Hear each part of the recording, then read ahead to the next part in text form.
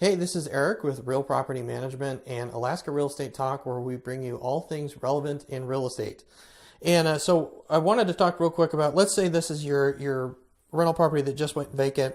I'm not a home inspector. You probably aren't either. However, I can show you some quick tips on trying to find those water leaks, especially that are really common in bathrooms. So first thing I'd want you to do is come into the bathroom, look underneath the cabinet.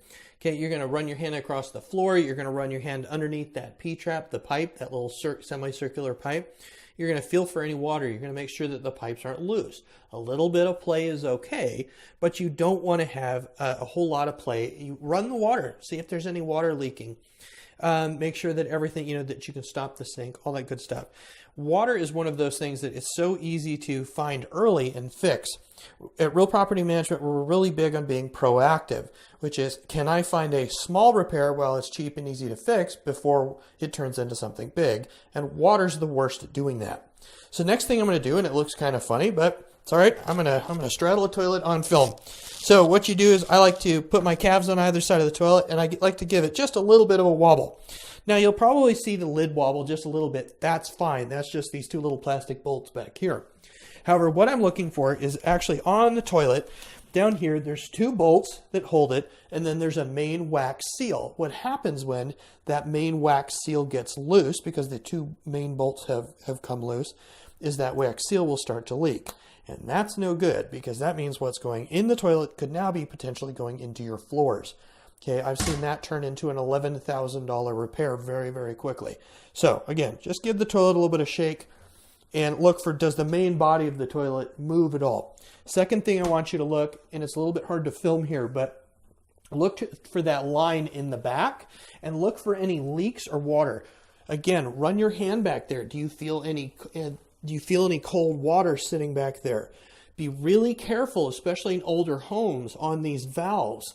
What you'll find is you'll decide, oh shoot, my toilet does have a leak. I'm going to replace my wax seal, and you'll go to turn that valve and it bursts.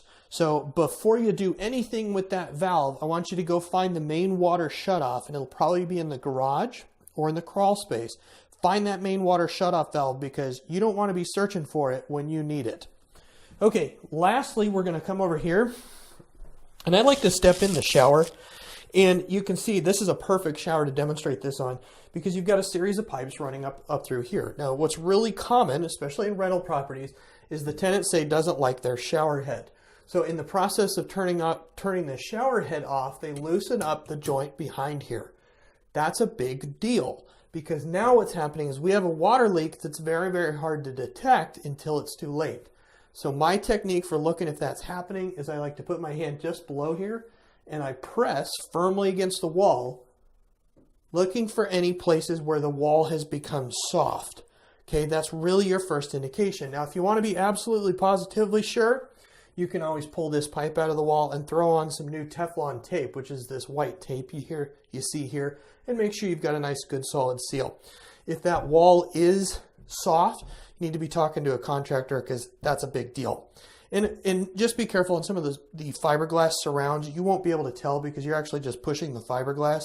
What you're looking for is soft, wet drywall behind it. So don't completely freak out if your fiberglass surround moves just a little bit. So anyway, I hope that helps. And this is all about find those leaks early, put a stop to them. If you find them, get a professional in there. I really don't recommend attempting plumbing repairs all by yourself. Thanks for watching the video, and this is Eric for Alaska Real Estate Talk at Real Property Management. Please like and share, and if you have any comments or questions, be sure to post on the videos, and we'll jump in and answer them for you. Thanks.